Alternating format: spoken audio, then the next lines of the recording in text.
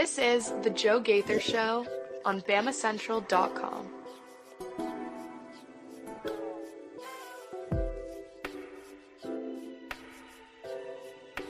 Good morning, Tuscaloosa, Internet world, West Alabama. How we doing today on this Friday? Happy Friday. It's the Joe Gaither Show on BamaCentral and BamaCentral.com. You guys are hanging out with us on the BamaCentral YouTube channel. You're watching us at Joe Gaither 6 on your favorite social media machine. We appreciate everybody who's joining us there or listening to us on Spotify, Apple Podcasts, and Amazon. It's the Joe Gaither Show on BamaCentral, brought to you by Derek Daniel State Farm Insurance. We're live in the Derek Daniel State Farm studios, and we're here with birthday man. Mason Woods turns 21 today. Gonna turn it up and go crazy. Send him 21 shots. What is it, 21 drink challenge or something wild like that? Mason Woods, happy birthday. What you gonna do today to get crazy for your birthday? Stripper, steaks, like shots, above, you know. I really do it big every year for the birthday. You know me. Probably gonna keep it easy. I think me and the wife gonna go eat some food tonight. Valentine's Day is also afoot, so probably gonna be a little hard to find a place to eat, I would imagine. But we'll get in and I think we'll have a pretty good time. Okay, Mason Woods. What is this is Valentine's number 2 as a married man, right? Or 3? 2 or 3? I know it runs together, but I think it's 2. 2. What's the move? What's the? You told me a little off air. Man, Melissa's not watching. She's not listening quite yet. What was the special? Was it write a special note in a card? Was it specific chocolate? Some flowers and some chocolates yesterday. We don't really do a whole Ghirardelli, what is it? Ghirardelli chocolates, like the fancy chocolate? No, just like one of those box sampler things. So it has all the different various, and then of course, I get to pick and choose the ones that she doesn't like, so I get to take them for myself. So that works out pretty well. That's the move, right? Yeah, it went good though. The biggest hurdle was mostly just keeping the cat away from the flowers all night, because he every step of the way is like you turn your head and he wants to just rip them to pieces. Really annoying. But we got through. We had Ramsey thought the flowers were for him. Poor little guy. Well, he has it so hard. He wanted to feel the love. Yeah, it was a good last night. Good morning. I've already started getting phone calls and text messages from family members and things, so it's always good to hear from people. Appreciate all the well wishes. If you want to leave Mason Woods some well wishes, you can do it at Joe Gaither 6 at MAWoods_. That's where it'll be most direct to Mason. And then you can call us at 205-462-7340 extension 800. To check in with him while we're on the air right now, or leave him a voicemail. Tell him how much you appreciate everything he's done for the show and tell him happy birthday. Leave him a voicemail this weekend, 205-462-7340 extension 800. Gonna have a lot of fun, hopefully on a Friday. Mason's got a baseball segment planned for All Things Bama podcast. Yes, excited to get into it. Oh my God. So you're gonna get Will Miller. I'm going to snake you, not today, but for the future. Simon Besnoy is my boy, and he's doing baseball for 109. So we're going to make Simon Besnoy the Joe Gaither Show Tide baseball correspondent, because I'm like you. It's like I know Justin LeBron. That's it. And that was because you told me about him. That's the name that I know. Is Gage Miller still on the team? We'll ask. We will find out today. We'll ask. I bet the way, just as a teaser for the All Things Bama podcast today, I really have just been pitching it to Will as, hey, Will, tell me why I need to watch this team at all this year. Oh, that's all you need to ask him, and he'll just. I'm just going to let him run with it. You've heard him on this show before. I'm looking forward to it. All you have to do is.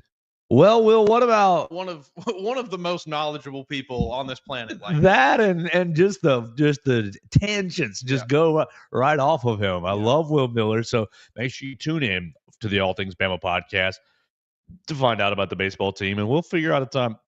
We got to figure out a time. It's going to be one of the early mornings because Simon's rolling into school from 8 to 9. Oh, yeah. We got to get him before he gets on the bus, because that young prodigy is going to be covering baseball for. They said, we don't want to cover baseball. Who wants to do it? Simon, better man than I. Always raising his hand. Simon, here I am, Lord, send me. We're going to have some fun today on the Joe Gaither Show. We invite your phone calls at 205-462-7340, extension 800. We want to talk about what, Mason? A basketball game tomorrow in several different ways. Alabama and Auburn are playing in Coleman Coliseum. 3 o'clock. It's going to be a lot of fun. Hopefully you get in there. Hopefully you took a mortgage out, took a second mortgage out so you could get tickets. I will try my best to find my way in there. I think I've got a pretty good way to get in there, and so that's going to be fun on Saturday. Events.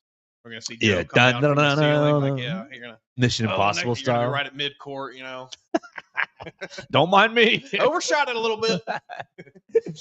Don't mind me, Coach. Just keep the game going. So it's all good. It's all good. Oh, Facebook just flashed me a happy birthday to Mason Woods. So great. Awesome. Very nice. Thank you, Mark Zuckerberg. Zuck.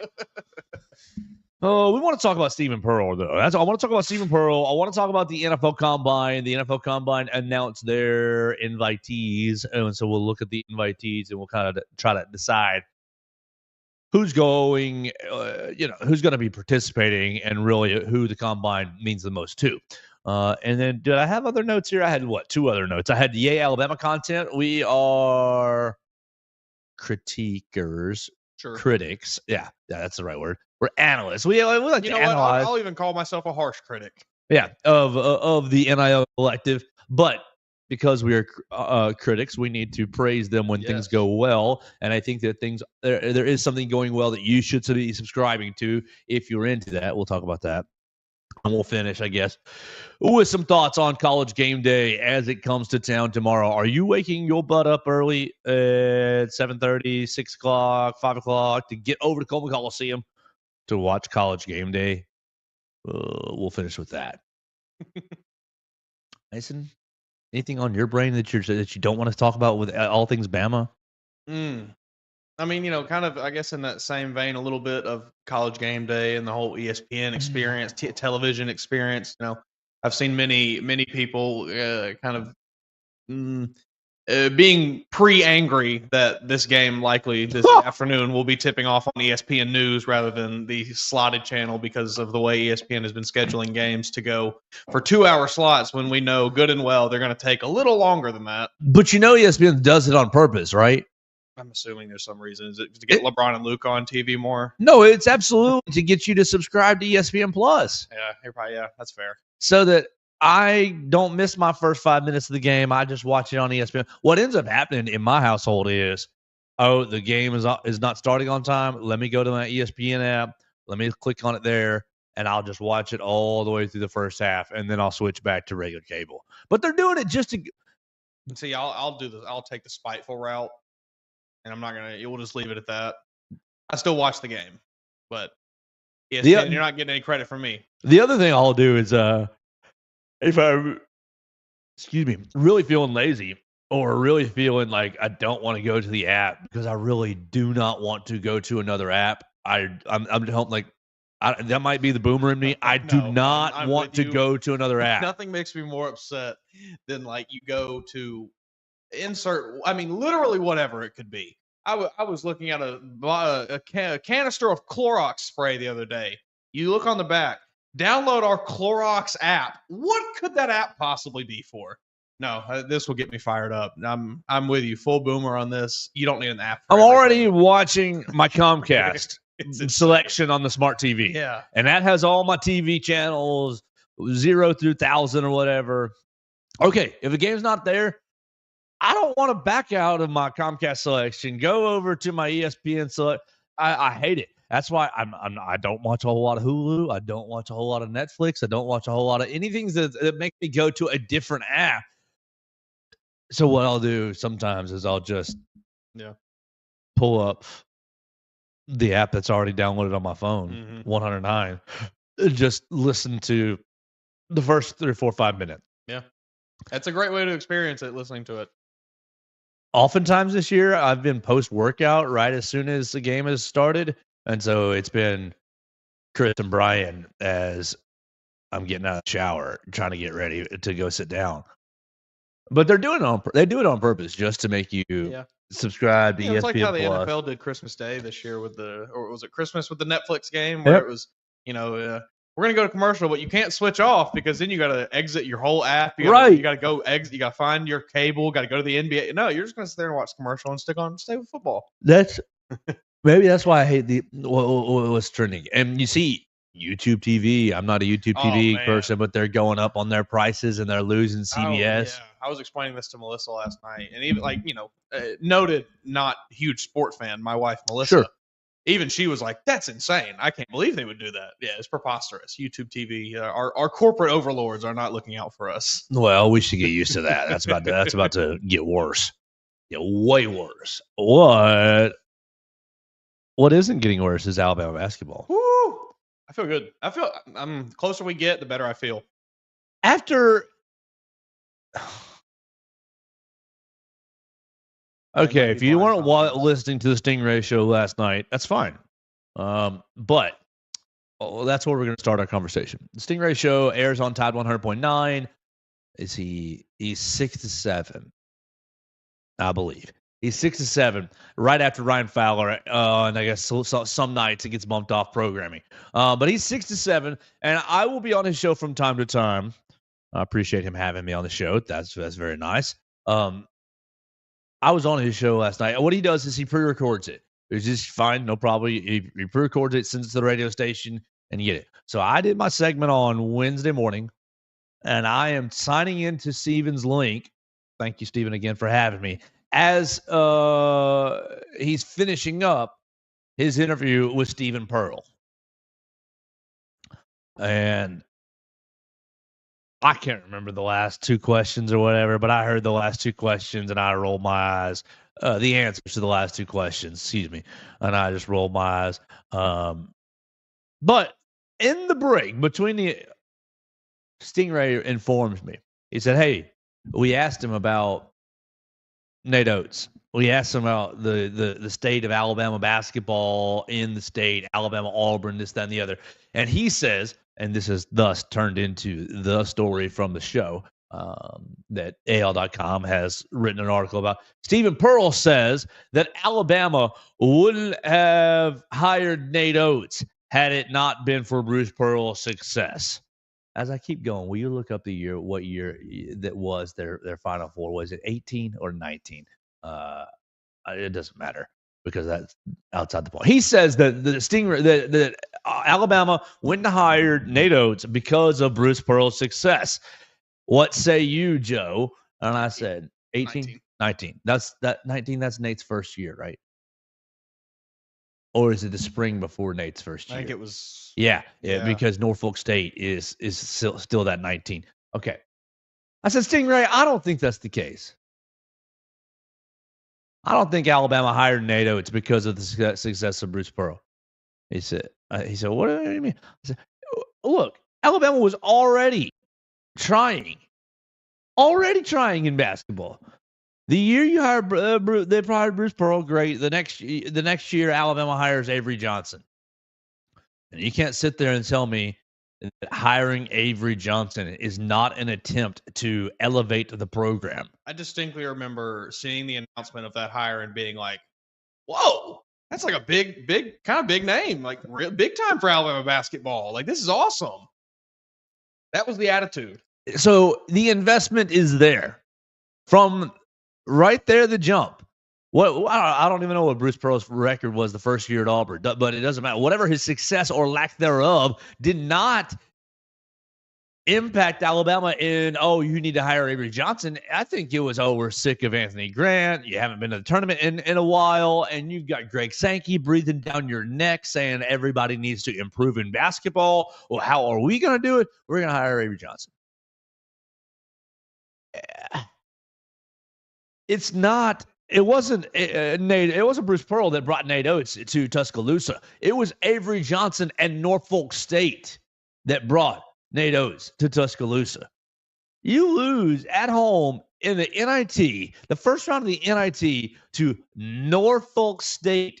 You're getting fired, Avery Johnson. Oh my gosh, this is one of the worst memories I've got as an Alabama. Like that haunts me.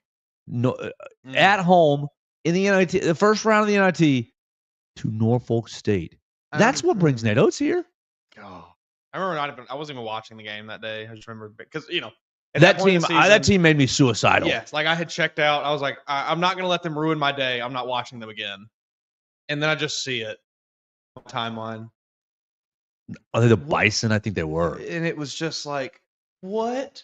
I mean, I could not believe it. It was unfathomable. Like we knew Alabama was not a great team. We knew they were a very flawed basketball team under Avery Johnson. But that was you couldn't swallow that one. Extremely unacceptable. At that point, we weren't sitting there thinking we're going to be in the North Carolina class, but we're not in the Norfolk State class. I mean, we can all agree on that. And so, boom, you fire Avery Johnson, or I guess that technically it was a mutual parting of ways. Sure. Avery knew the time had come. Junior was gone. Junior got through school, so my time is up. And I don't know if this was ever true. The rumors that his family was not very fond of Tuscaloosa. I think I had heard that kind of being tossed and scattered about. I don't know about family, but wife. Okay, is what I think. I think Junior liked his time here. I imagine he probably loved his time here. He got to play as much as he wanted to. Yeah, but I did hear routinely that Mrs. Johnson did not care for maybe just the style and pace in Tuscaloosa, which is fine. Yeah, great. Sure. It's not for everybody. I'm sure it's a switch up from. I mean, they were in San Antonio for a while, I think, and he coached all around Mavericks, NBA, Dallas Mavericks for a while. Coached New Jersey Nets, Brooklyn area. Probably quite the downtick. Right. So, Stephen Pearl, I'm sorry. You just need a reality check. You have nothing to do. I'm sorry. We will acknowledge Auburn's success because we're not idiots. We will acknowledge, yes, you've been successful over the time. I mean, you're not. Who's a bad coach in Auburn history? It's not Tony Barbie. You're not any of these coaches that you have elevated. You and your daddy have elevated. No, your daddy has elevated the program, and you've just been sitting on the bench yelling rah rah rah, which is okay. A lot of sons do that, but just remember to stay in your lane. I just don't think that now he said it in his answer. No shade, but. I mean, no disrespect. Exactly what someone says when they're about to disrespect you. I don't mean to offend you, but here's the most offensive thing I could possibly say in this moment.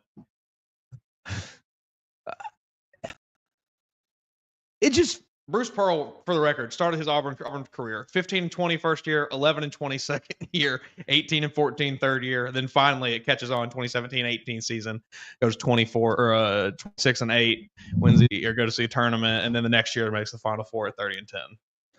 Okay, hold on. He gets here. Yeah, his first year is 19. So read me the first two seasons again. 15-20, no tournament appearance. Yeah. 11-20, no tournament appearance. So that's 26-40.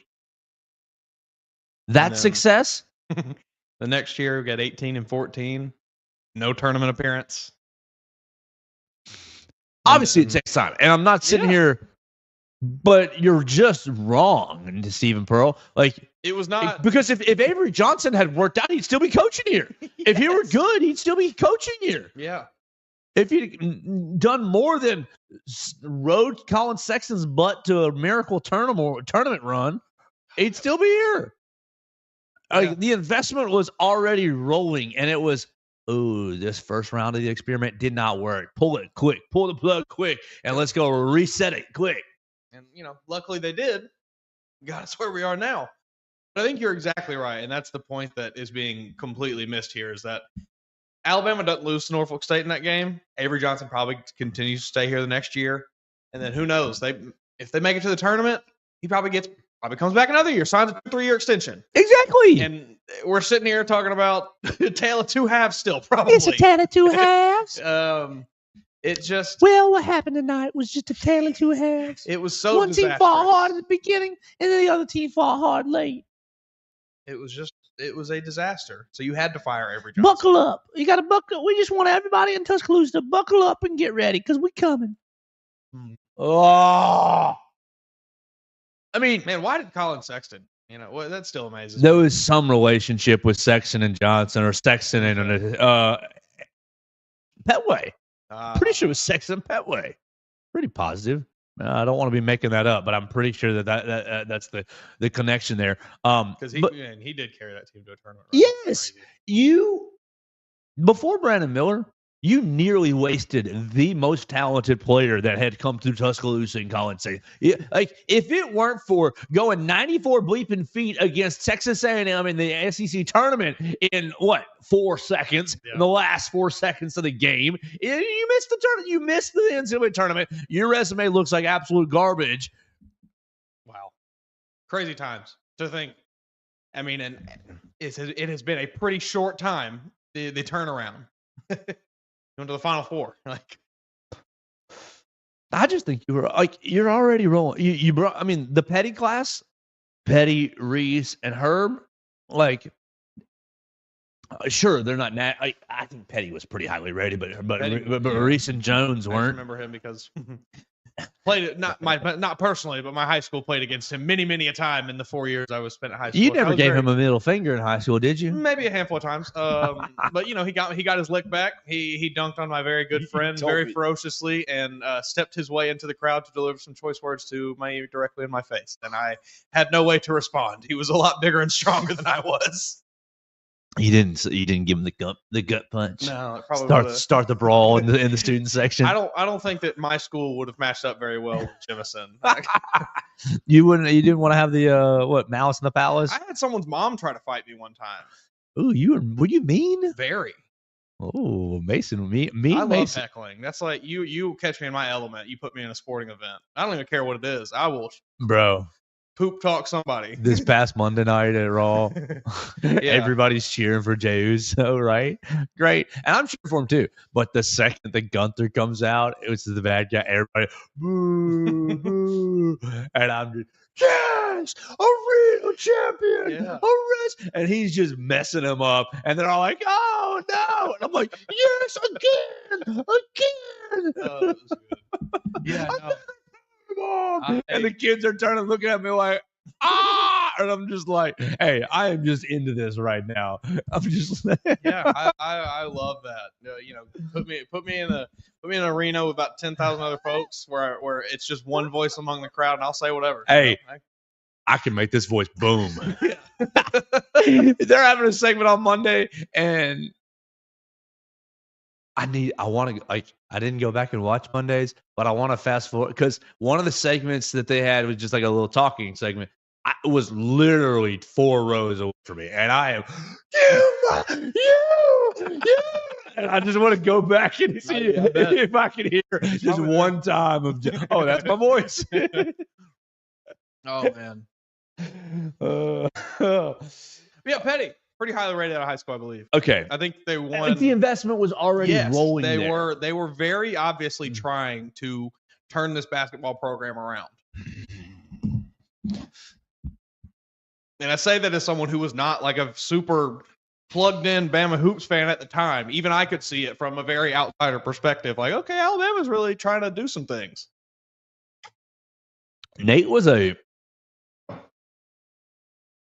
Nate really wasn't like the hot name, was he? When they got hired, I barely knew who he was. I don't remember it that way. Obviously, he had success at Buffalo. Yeah. I'm looking at it right here. He went to like 3 tournaments and two in a row. 3 out of 4 years, 2 in a row. So he was having success in major. But I don't remember it being like, oh my gosh, we got to stack up a bunch of cash to hire Nate Oats. No. Like, we've got to match this Bruce Pearl fellow across the state. I don't remember it that way. No, I remember it being look up his record and be like, oh, kind of convinced myself that this was a good hire. Yeah, I remember it exactly that way. Like, oh, Greg Byrne might have just found somebody. Yeah. Ooh, Greg Byrne might have just went deep in the bag and said, pow. Yeah, I don't remember exactly, or if I even had like coaching candidates that I wanted in my head, but I can assure you Nate Oats was not even on my radar. Wasn't it the guy from Wichita State who was a big name? Whatever his name was. There was a couple names. Thad Matta. I remember Thad Matta, the Ohio State coach, was big that coaching run. Greg something. Greg Marshall. Yeah. I'm sorry, Stephen Pearl. This is revisionist history, my friend. This is very much so. And we will respect what you've done across this state, but Over in the state of Georgia. yeah, over in West Georgia, them West Georgia water boys. Good job. You've dominated West Georgia, but I don't really think you have anything to do with Alabama's success. Sorry, I think that's an absurd take. Yeah. No, maybe if you can say now that both teams have reached a point where they're premier programs in college basketball, that competition has elevated the level of play. Sure, I'll give you that probably. Sure. But you had nothing to do with Alabama going out and trying to get good at basketball. That was happening well before you showed up.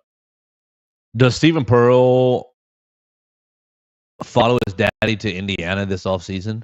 He follows his daddy anywhere he goes. Or is he finally going to take a head coaching job? Has he been with Bruce the entire time he's been at Auburn, and even dating back before that? Without knowing, I will say yes, but I'm looking at it up right now. I don't even know how actually long Steve's been doing it. Okay, brother played for him at Tennessee. Mm-hmm. Okay. He's in his 11th overall season with the Auburn men's basketball team. This is according to his most recent bio on Auburn Tigers. Let's see. What is his actual role? Just assistant? He was promoted to associate head coach on August 1st, 2023. Okay. Steven has been an integral part. This is from Bruce Pearl. Integral part of the success we've had at Auburn from the beginning. Many people forget that he started as an assistant strength coach and has worked his way up through our program. He has been able to recruit and coach at a very high level. His ability to communicate and teach our system to our players is second to none. He is truly one of the best assistant coaches in the country and has earned this promotion. I don't know what he does day to day, obviously, but worked your way up is rich when your daddy is the head coach. That's very, very rich phrasing there. Right, because it's, hey, Steven, this year you're going to be in the strength room with Coach Billy. Billy's going to teach you what we do. And then it's, okay, Steve, like, I love my dad, but he would have done this exact thing. But he coached at high school. It would have been, hey, coaches track and field. It would have been, hey, bro, hey, this season you're with the throwers and you're listening. You're under Coach Mark, whatever his name is. Next year you're with the sprinters, and you're. I'm not faulting either of them for doing this. Like, I had this opportunity in front of me where my dad was a big Division I head coach, and he said, "Hey, I got a spot." I'd probably be right there on staff waiting around too. But it's just you can't be talking like this. Do you want to email him? srp0016 at auburn.edu. That's interesting. They got his email right there. It's titled Associate Head Coach / Defensive Coordinator. I would think, you said he started at 23. He's probably got another maybe one more stop as that before he takes a head coaching job. Maybe get up to, say, 15 years of experience total. Well, hopefully Alabama can embarrass his defense tomorrow. Woo! Hey, if they continue to shoot the way they have, they might. I mean, I'm not going to say you can run off and out of the gym, but hey, crazier things have happened. Let's I got two voicemails, one from 2 days ago that I didn't play yesterday because it kind of was trying to talk me into something I'm not quite ready for, but it's time to tease that. It is time to tease that, because if we don't tease it, then I won't do it, and if I do tease it, then I will do it. So we got to play that, and we got to two voicemails to get it to listen to, and then we will keep the show rolling. Let's see what this sounds like. Of the year on Saturday, obviously. Alabama versus Auburn in the beloved Coleman Coliseum. I just want to leave you guys with a few X factors that I think are going to be big in the game, and then I'll let y'all talk about them. For Auburn, I think it starts off with the four guards. I'm rewinding this. What's going on, Joe and Mason? We got the biggest game of the year on Saturday, obviously. Alabama versus Auburn in the beloved Coleman Coliseum. I just want to leave you guys with a few X factors that I think are going to be big in the game, and then I'll let y'all talk about them. For Auburn, I think it starts off with the four guards that they have: Pettiford, Baker Mazzara, Miles Kelly, and Denver Jones. In my opinion, those four have to be big for them in order to win the game. They can't go out and shoot a combined 30% or 35% from three, or just play poorly in general. If they want to have a chance at winning the game, I mean, we all know how good Janai Broome is. I don't think there's no question what he's going to bring to the table on Saturday, somewhere between 15 and 20 points. So in my opinion, it all comes down to those four guards and how well they play on Saturday. As for Alabama, you got to limit the turnovers, especially the live ball turnovers. You can't have 20 turnovers against these guys and expect to win the game. They're too good defensively, and they're too good at making shots. So I'm going to leave y'all with that. Roll Tide, and let's get after it.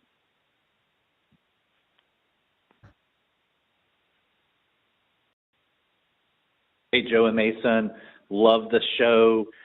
I've got a problem, though. I've got that song stuck in my head, and I'm going to need you guys to play the song. Joe, you've got to play the song. The people need the song, Joe. Play the song. The people want the song. Roll Tide. Oh, Roll Tide indeed. Roll Tide indeed. All right, let's start with the first one because that was easy. I think Go for it. I've mentioned, and I think this week, last week, Alabama's seeming propensity to let a team's non-leading scorer go off against them on any given night. Todd Pettiford scares me as that kind of player. It frightens me that he could show up on Saturday and there's 38 from the freshman, and then we're sitting here talking, we have to have the LeBaron Philon to Todd Pettiford conversation with Auburn fans all week. Because the caller's right. Janai's going to get his period. Yeah, he's going to get 22 and 10 rebounds probably. And Denver Jones is probably going to be right behind him. Pettiford worries me. I've got an Auburn friend who has, sung his praises to me all year, and I've You have Auburn friends? Auburn acquaintance. That's the person who needs to have the number. Seriously, Yeah. give the number I to gave it to him. We just got to wait on a call. Tell him USOB, this, that, and the other. But yeah, he's been telling me about and it's been, being in the line of work that we do. Usually I can combat many sports arguments with my friends who are not plugged in onto the day-to-day happenings like we are. So it's been pretty easy to shut down the LeBaron Philon versus Todd Pettiford debate because you just NBA mock draft. Oh, LeBaron Philon, I see his name. Oh, I don't see the other guy's name. The times are changing though. As we get later and later into the season, you start to see that Todd Pettiford name creeping up into the, maybe he's getting mentioned as a first-round pick. Maybe pick 29, maybe 28. So Pettiford's not one of the ones that could benefit from a transfer like Aiden Holloway did. Could he? Possibly. I mean, I'm just teasing. Welcome aboard, though. Hey, if you want to leave, the door's open. But he just worries me a bit. I think of those four guards, he is the strongest candidate to drop a 35, almost 40-point game on Alabama. He and Denver Jones. Denver, I think he was 5 of 7 on Tuesday night against Vanderbilt. I'm with you. I think that those two guys. I think Callers brings up a good point because I've been worried about containing Janai and trying to contend with Cardwell in the paint. You might just. But why don't we just concede that and try to get after these other guards? Try to get after keeping these guards contained a little bit. I think that might be a better strategy. Could be. I always appreciate the other perspective there. Do you think that the Stephen Pearl comments have, one, even gotten to NATO? Yes. I'm sure they have. And two, do you think they're affecting his game plan at all in how, I'm going to come out here and I'm going to show these boys something they ain't seen yet? No, but I do think it adds a little extra juice in the huddle. A little extra. Got it posted to the whiteboard. Yeah, I just think that Coach Oats is real. I believe, maybe this is wrong, but I believe he's really plugged in. So, Coach, how you doing? Happy birthday to Mason. Thanks for listening. We appreciate you. Roll Tide. But I think that there's nothing that he can do as far as hey, let's roll out it's John Petty's music. Right. We're not going to be pulling John Petty off the bench. Oh my gosh, it's Brandon Miller. Right. He's not going to break out some basketball play that's never been run before. Oh my, it's the picket fence. Horns. Oh my gosh. Maybe we see a unique lineup or something potentially, though. I don't know. They're running horns.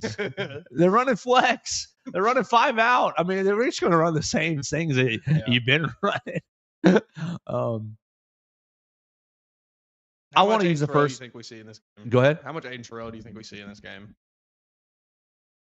You think it's going to be a 12 minutes? Yeah. 12 to 15. Yeah. I like what he's been giving you. I think do that too. you need to keep giving him more minutes. I agree. I hope that he continues to get more. I think. And more as in like 1 or 2 more every game. Yeah, don't throw him out there for 25, But 15, maybe. Yeah. It seems like he can handle about that right now. I think so. And he just continues to look stronger and more comfortable out there every time I see him. Yeah, push him 1 more minute each night, each time out. I want to talk about the other Aiden, though, because I think that this we haven't talked about it this week.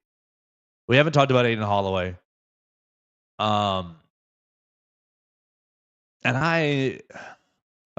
We haven't talked about it because I can't really put it to words yet, and so we're just going to talk it out right here. I'm fascinated by this. I'm fascinated by what this young man is going to do. And every time that Aiden Holloway has been asked about the rivalry after the comments of Sold Me a Dream, those were last spring, early summer, Sold Me a Dream. After those comments, and everyone just went crazy about them. And of course, we did too, because they're funny. And we're still talking about it. It makes it easy content, right? But since then, he has essentially, from my perspective, given off don't care, moving on. I'm not motivated by a rivalry. I'm here for myself, and I'm here for Coach Oats' system, and I'm here to be a part of this team, the Alabama team. I'm here. He has not really given any sort of rope or any sort of leeway or any sort of crumbs of, he's still butthurt, or he's still got rivalry in him, or this has got some extra juice in him. So he's not giving that off, but I'm fascinated because it has to be there. And maybe it doesn't, and maybe that's my short-sightedness, my lack of maturity. But to me, I would be all week long, month long on February 15th in practice. On February 15th, you mother bleepers better be ready, because I ain't losing to my old team. Yeah. I'd be just losing my mind. Yeah. Over it. But he hasn't given any ounce of it. He hasn't given any indication. Now, I'm not at practice, but in any sort of fashion, he hasn't given any credence to this game's got a little more juice to me. I wonder if it's, because he is playing exceptional this year. Yeah. Like night and day compared to what he was last year. And I wonder if it's just like, man, I'm playing so well, I don't give a damn about Auburn anymore. I almost wonder if it was like, if he was shooting 20% from 3 this year, averaging 5 points a game or something, then it'd be like, he'd be a little feeling some type of way about going out and maybe trying to dominate Auburn. But I think his play has outshined the fact that, he transferred from Auburn to Alabama. Like, it's almost, nobody feel like, at least, it's not being talked about as much because it's just Aiden Holloway is playing amazing. And I think maybe that has something to do with it, with his attitude, at least, allowing him to not really dwell in that and just kind of move on. I'm sure outside of press conferences and, in private conversations and things, he has mentioned Auburn and mentioned things that he would like to do on this Saturday in this game. But I really don't know that it's a huge motivator for him so much as it's just kind of like, that'd be the icing on the cake. But he's already gotten his cake at this point. Yeah, you're shooting 50%. 50% from 3-point land in conference play. Utterly absurd.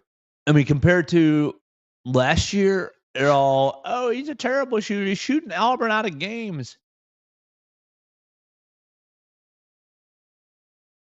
I didn't watch every Auburn game last year, but what it seems like the difference that he is being asked to do is handle the ball less, shoot more, and play off of the dribble as far as slashing. Not, I have to get to the rim to make all these decisions. I have the whole offense in my... there have been times he's leading the offense. Sure. Yes, absolutely. He's playing point guard. You are playing point guard. You're leading the offense. I just think on the whole, it's been so much more catch and shoot. It's been so much more when you get to the rim, your decision making is A or B instead Sure. of everything else. Also, I mean, I think it's just, it's a lot less pressure. Like Yeah. he went into Auburn as this very highly touted recruit. Everybody thought he was going to be fantastic as a true freshman. And then, I mean, just being objective, he did not live up to expectations at Auburn. And then he transfers to Alabama. And I think a lot of the Alabama fans were kind of on the fence about it a little bit. It was like, well, this guy kind of sucked when he was at Auburn. Why are we going after him so hard? I don't know. The real basketball fans knew, and a lot of people knew he could be good and saw the potential, but it was still kind of, it was just a little unsure. So I think maybe that has allowed him to kind of fly under the radar a little bit through the first part of the year, and as he's started to feel more comfortable, he's just been playing better and better and better. And I think he just kind of he finds himself a little more in this system where, like you said, he's not asked to be the main option. He doesn't really have as much pressure on him. It's more of a surprise when he does really good rather than it's expected. So what do you think his line's going to look like tomorrow? Because I think it all depends on that first shot. Yeah, my gut, despite how well he's played, my gut is thinking 3 for 10. Yeah, something bad, something like two of 8, 2 of 9, 2 of 9 from deep, Yeah. 2 turnovers, 3 turnovers. Might get me 12 points, but I think if he comes out, I just think the moment is huge. Yeah, it is. I think if the first shot falls, he's cooking. And if he feels that, you get that confident. And I don't play basketball, but from everything I understand, there's the mental aspect of it has so much to do with getting into a hot streak and feeling for sure. like the confidence that I'm going to make this shot.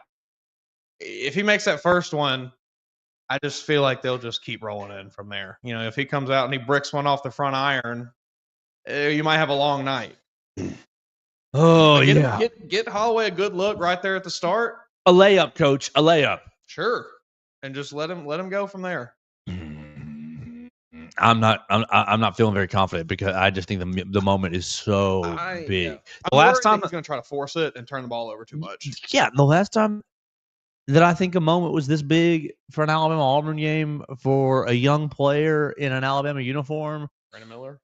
No, I was thinking about J.D. Davison going down to Auburn and going scoreless. No, that's right. And going scoreless after spending the entire warm-ups yan and jawing with the Auburn fans. And great, I was sitting there typing on my computer like, this dude's about to go for 60. Like, they don't know what's about to happen. And then it was just crumble in the moment. I'm concerned for Aiden Holloway. That's where I'm at there. Yeah, I think it's warranted. But he's done a lot of really good things this year. Sure. Yeah, the concern is largely Joe Fear, not bad evidence. The evidence is strong. The evidence this year has been real strong. I think we just gotta keep the faith. Yeah. Okay. That's probably the issue. Joe, send our good vibes to Aiden Holloway and put it out into the universe here. Joe's just got bad faith. That's all it is. It's not an Aiden issue. It's not anybody issue. It's a Joe issue. We've been going on this game for about 45 minutes. You got anything else that we haven't talked about this week that you think this is important in the Iron Bowl of basketball? Ooh. How many Bruce's fat chants will we get? I hope to at least. I need at least 3 of them. More than we can count, Crimson Chaos. Yeah, ideally a whole lot. More than we can count. Like any dead space, Bruce is fat. Bruce is fat. Come up with one for Bruce is Steve. fat. That's what they need to go, because he'd take it very personally. Yes, he would. And he might get a technical, throw something on the court, throw a clipboard down, spill a drink. I think the last time I counted 3 or 4 different times they did the Bruce is fat here in Coleman Coliseum. Man, he could show up looking like Dwayne The Rock Johnson, and it'd be still, Bruce is fat. Bruce is fat. It's so funny to me. It has nothing to do with actually, like, Coach, you could get in great shape. Awesome. No, and I hope you do. I don't. Yeah. I'm sure your doctors tell you you're in decent shape enough. Sure, yeah. They're so funny though. I like Bruce is fat better than the F you, Bruce. F you, Auburn. Yeah. F you, Pearl. Like, that gives me in my, like, nasty feel. But, like, I think Bruce's There's a fat lot more fun is to funnier. Yeah. That's I think the it all kid depends can, on, the 5-year-old can chant that next to the mom. Yeah. And it's a matter of, I think Bruce takes it well. He kind of he takes it on the chin. I think so too. And he kind of just smiles and nods, So I think that plays into it also. If he was like really rampantly upset about it, maybe wouldn't be as fun. I don't know though. Yeah, I think that's one of my favorite things. This rivalry, the fan interactions, which I don't know what the jungle chants. I think they bleep you, Nate. scream. Bleep you, They Nate. do? Okay. Like, no creativity. Man, I'm excited. I feel good about the game. I think I think how Bama good? continues this hot streak of shooting. What's your numbers? Because that's the next step. Is we got to nail it down. 95, 91. 95, 88. No, 90, 91, 95, 91. We're going to stick with it. 95, 91. Bama takes it. 95-91, and we've all lost 3 lives watching it. What do we go? 110, 108 Auburn, in double overtime. Auburn's defense is too good for that. I like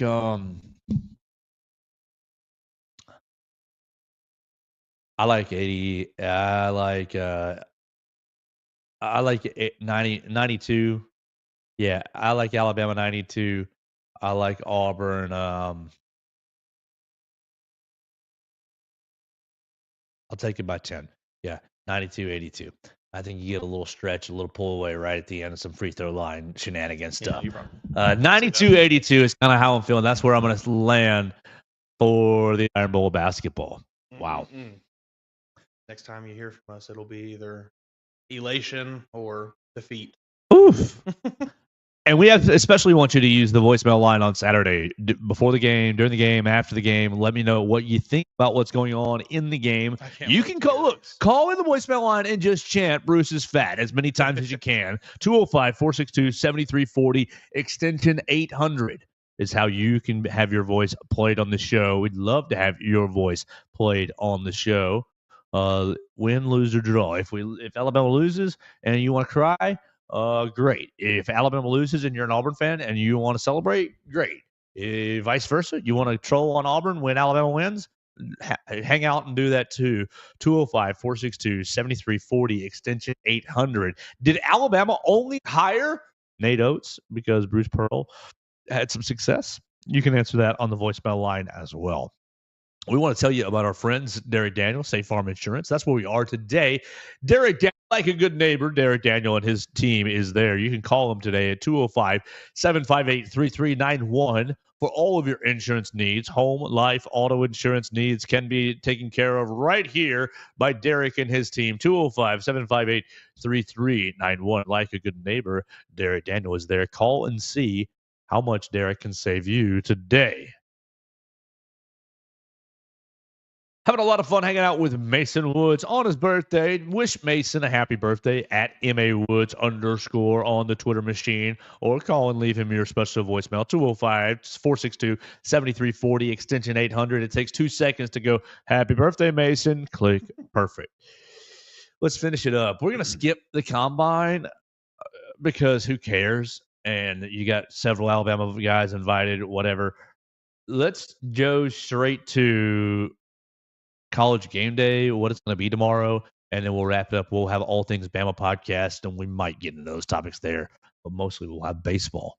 Let's talk about College Game Day, what it was last year, what it's going to be tomorrow, and what your plans might be. First, Mason, what did you do last year when Alabama and Tennessee met? You had College Game Day coming for the first time. Did you watch it? Watched it at home. Okay. A little bit, I think. Mostly just did my normal thing until the game actually started, though. Probably watched, I would generously estimate about an hour of it.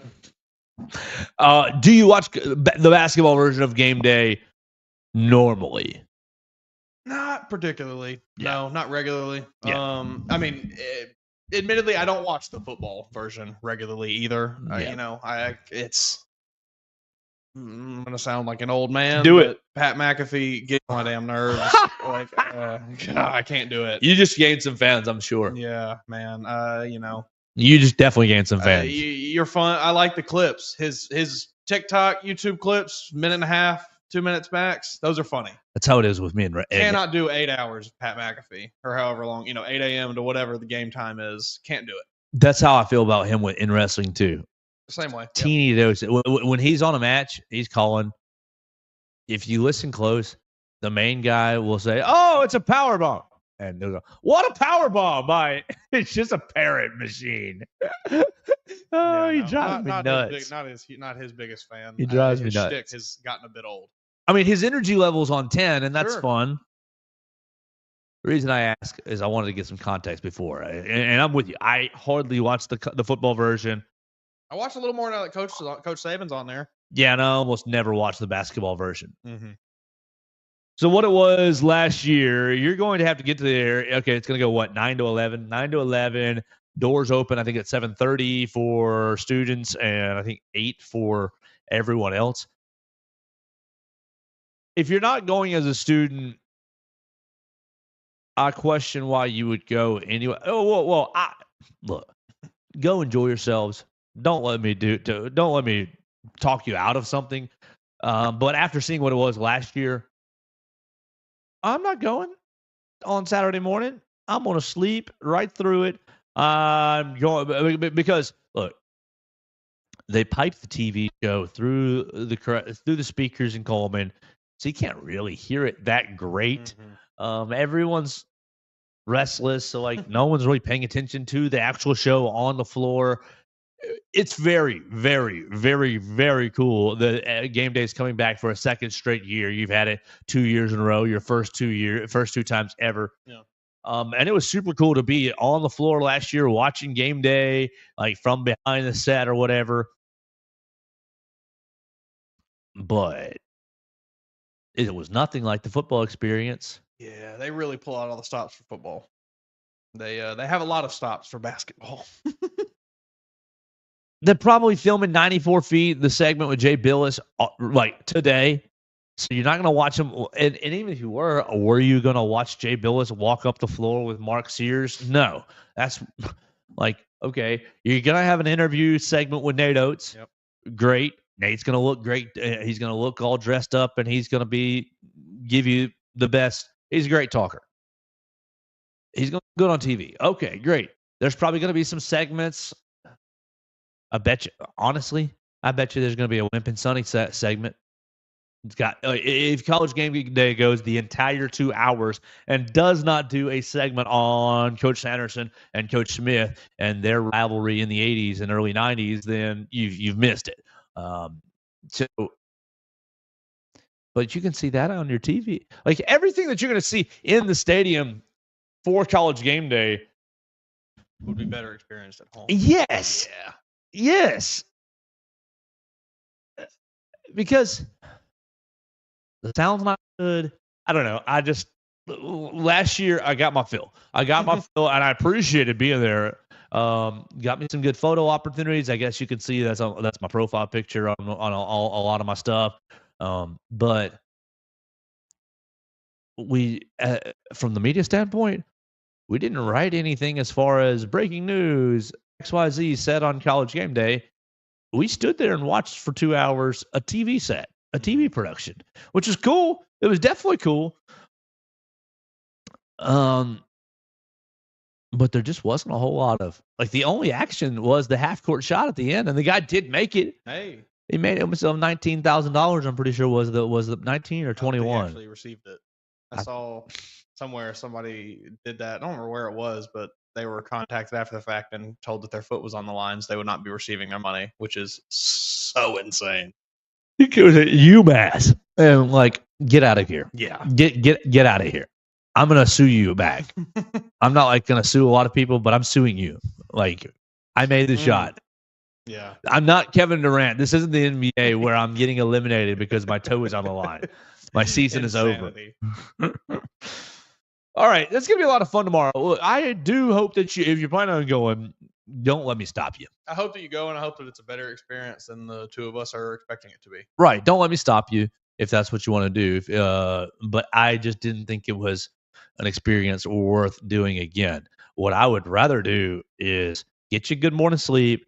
You wake up, at a good time, and I think I saw doors are opening way early. I'd be in line. I would be skipping the game day stuff to be in line for the actual game on Saturday. We'll talk to you on Monday on the Joe Gaither Show. We're going to get out of here for the day. We all got to go celebrate Mason's birthday. We got shots of Patron and Jaeger all lined up here at 9 a.m. in the studio. So we're about to get wild here. 21st birthday celebration for Mason Woods. Find him at M.A. Wood. Here in the Derek Daniels studio. Yes, sir. Big old two-man party. Woohoo! Pause. But we will talk to you on Monday at 3 o'clock. Mason's going to work at Home Depot, and we will go live at 3 o'clock. We're going live at specific times so that you can use the phone line. 205-462-7340, extension 800. Use the phone line over the weekend to let us know what you think about all the games, the Iron Bowl, all of that stuff. We're going live from Monday at 3, and then Tuesday through Friday, 8 a.m. each day right here in the Derek Daniels State Farm Studios. So give us a call, 205-462-7340, extension 800.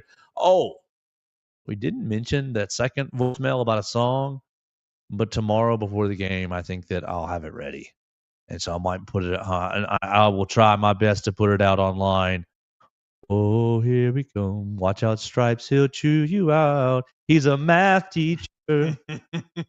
He's a math teacher. I can't really sing that great. Some people tell me I can. That's all right. Blue collar's the matter. If you... Yeah, so we got a bunch of lyrics. We're going to try to string some together. It's been a long time since I sang that song, but I did have it on recording. I sent it to a couple people saying, should I keep going with this? We'll see if it's funny or not. If we win, it's going to go great. So make sure you check out the social media machines at Joe Gaither 6, and we will talk to you on Monday on the Joe Gaither Show on BamaCentral on BamaCentral.com.